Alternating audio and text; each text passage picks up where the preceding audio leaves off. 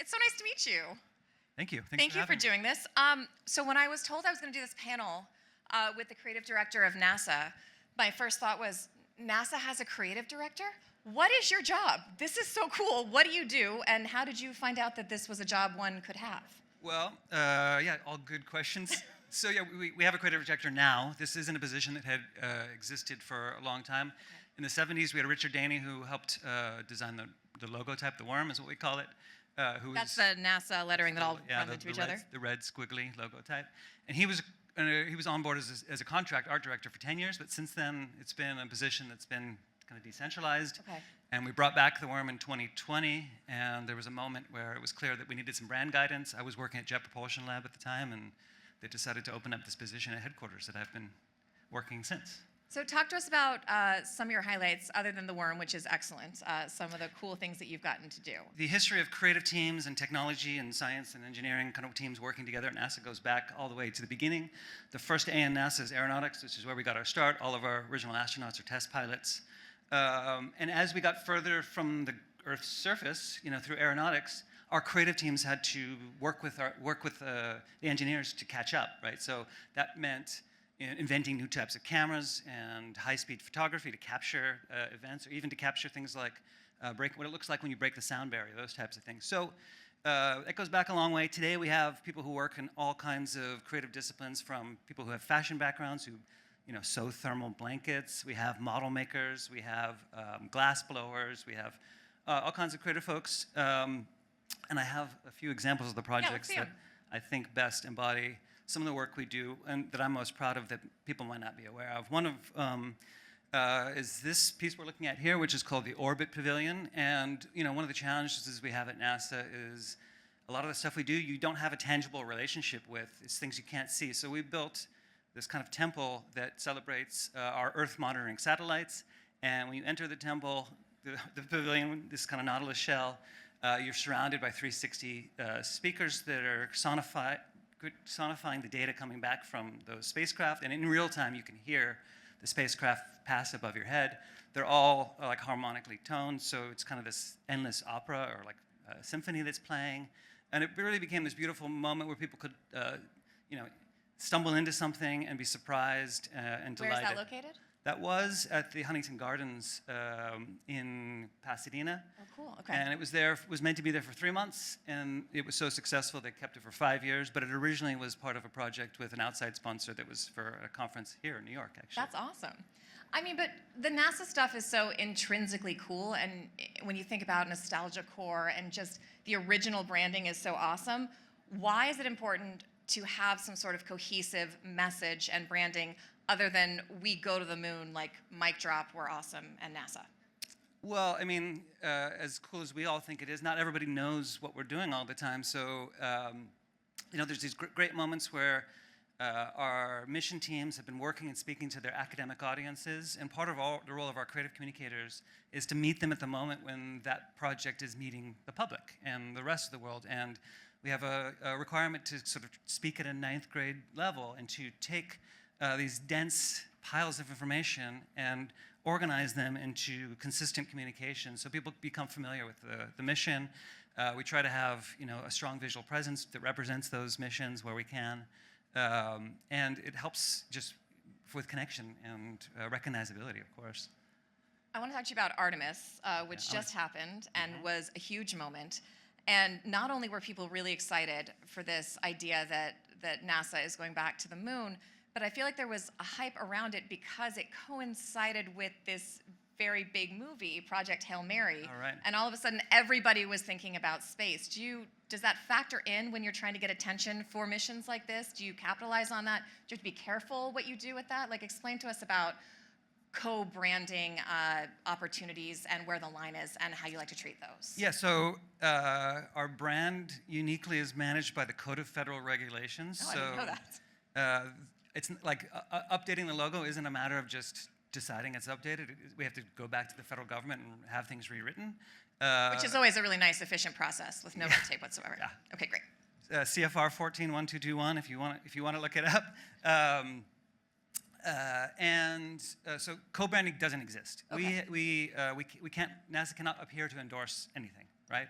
But we do have, we love to have relationships with groups that want to help share and amplify our mission. So that all of that is possible. We allow people, we have Space Act agreements with partners like Lego, who create these beautiful sets with us. And they also distribute information about the missions that they're representing in their products. So we are allowed to do that kind of, those kinds of partnerships. So there are pathways, but I spend way more time talking to lawyers than I ever thought I would in my. So like when Nutella goes viral on the spaceship, you can't get like Nutella space version. It's funny that you mentioned that because that was part of the crew's manifest. It wasn't. It was the only reason it was there is because the crew said they wanted it to be there, and we had this 24/7 stream that was going on. Yeah. And we had sometimes 40,000 plus people tuned in while the astronauts were sleeping. I don't think I want 40,000 people watching me sleep, but I guess this is why I'm not an astronaut. Okay. And there was a moment where Nutella jar floated by. We didn't do it. We had nothing to do with any of this. We had to actually distance ourselves from it, but it was so joyful to be on the other side of it, to see all of these crazy brands. If Bluey does something for you, you've won. And even the Sphere in Las Vegas got in on it and programmed this for when we are on the far side of the moon. So it was cool to see these kind of downstream effects of these unscripted moments. So you can't endorse that kind of thing, but you can let it happen? Is that kind of your approach to these kinds of things? I mean, technically, could you tell them if you wanted to stop using the NASA logo, stop talking about I spend a lot of my day telling people not to use the NASA logo. So there are very clear guidelines on where you can and can't use it. The Sphere, for example, they came to us and said they wanted some content. We helped them with the 3D models. Oh, amazing. And they wanted to plan it for a moment in time, and we knew that we would be hitting the far side of the moon at some point, so they could, once we launched, we had 4 or 5 days for them to get ready and program it. So, yeah. So, like, who helped build that out for them? Did they work with engineers to make sure it's accurate? Did they come to you with what they wanted to do? They have a creative team that did this. Okay. We sent them models. They sent the original one, Orion was flying backwards. We ran it by the Orion team, and they made adjustments and a long detailed summary of what needs to change, the location, all of that stuff. And then we went through a couple other reviews, and it's accurate. That's incredible. Okay, I do want to go back and talk about NASA swag, though, because it's pretty epic. It looks amazing. What is the process for that, and why does it matter? Why do you want to have hats and jackets and all the cool things that we just saw? So, I'll get back to it. And watches and donuts. Yeah. Maybe it won't let me get back to it, but... All right. We saw it very quickly. It was glorious. So, what we did for Artemis is that we had a beautiful style guide that we built out, and we have vendors approaching us all the time who want to make NASA merchandise, and we don't license. We have zero revenue from licensing. We don't charge to license our brand, but we want to make sure it's used correctly. And people, with a new mission, I worked to build this kind of like fake line of swag that doesn't actually exist to help inform the vendors. Like, I used to work at Disney prior, and I worked with their consumer products group, so we built style guides. So I built a style guide for those vendors to make things that felt closer, more brand aligned, so they didn't have to grasp at straws. So. And then do you approve or thumbs up, thumbs down? Yeah, we have a merch team that last year we got 13,000 merchandise requests. Wow. Yeah. So why does that matter at NASA? Why do you want that kind of branding, that kind of scope to be part of the story of something like Artemis, which you would think of as being cool and amazing, but also like very serious and scientific? Where's the balance there? You don't want to look like you've commercialized a product, even though I know you said you can't, but you also want people to get excited about it in a world where people like design and they like swag. Like, I'd like some of that stuff. How do you balance that out? Yeah, historically, I don't think it did matter. I think it wasn't, truly, it's not a line item in any budget. It's something that we have a few people that are working as a side part of their job. But we do acknowledge that people want to celebrate with us, and we want to help them celebrate in a way that aligns with what we are hoping. So it's just really about enabling folks to do what they're going to do it anyway. Yeah, that's true. That's true. What have been some of the challenges? I know we were talking backstage about how when you came on, there were different silos of people working on different things and different projects. Like, as you're trying to create a singular brand experience for people interfacing with NASA, what are the challenges that you've tried to bring together, and where do you hope to take that in the future? Yeah, that's a good question. We are, like many big organizations, kind of victims of our funding structure, and that changes often.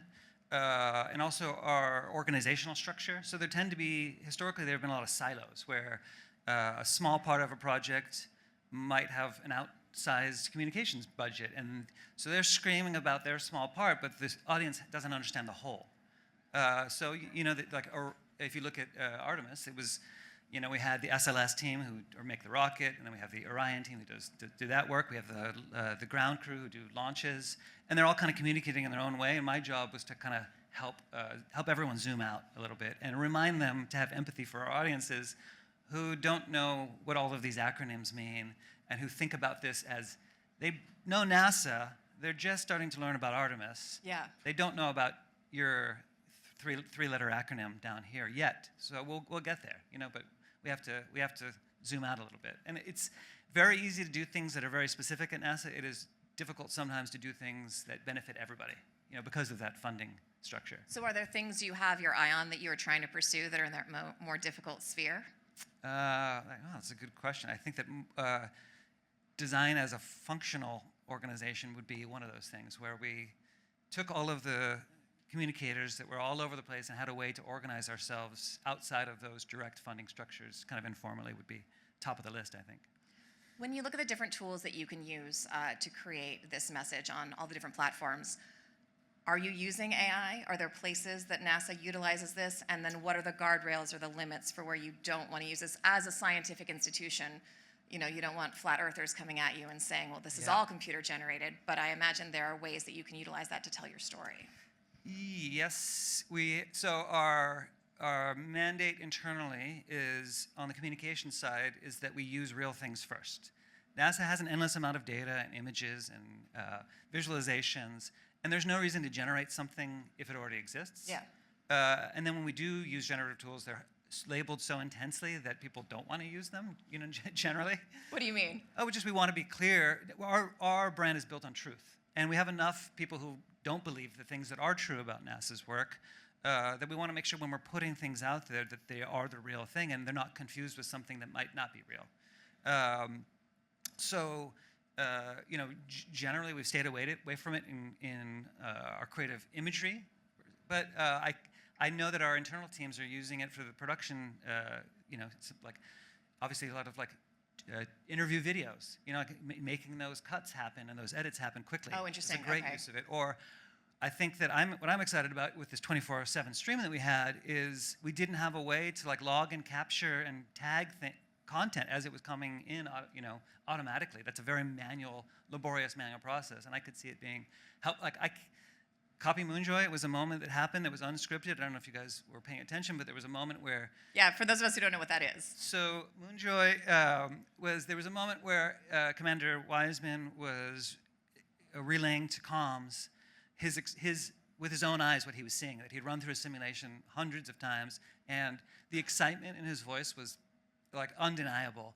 And on the ground, Jackie Matthews, our science comms, responded that she copy Moonjoy, and understood that she was experiencing his joy, and those three words were just something that our audiences, unplanned, just her natural reaction, speaking to her colleague up in space, grabbed the attention of, when it kind of create this weird viral moment and perfectly summarize what we were all feeling, hearing his voice, and it just sort of went nuts. But for me to go back and find that footage and to use it again was, it was a little bit of work. Yeah, I'm a journalist. I'm well accustomed to spending hours scrubbing through transcripts and footage to find the one soundbite you need. It takes a lot more. This is one of the places where I'm supportive of AI as well. Right. How do you capitalize on those unexpected viral moments? Do they ever worry you? Do they ever get away from you? I mean, the other one I was thinking about is a couple years ago at JPL, I forget which launch it was, but there was just this video of these amazing smart nerds just being completely ecstatic that what they had done had worked, and it was palpable, and the internet just went wild with how happy and excited they were for something that was science, and that also kind of turned into a thing.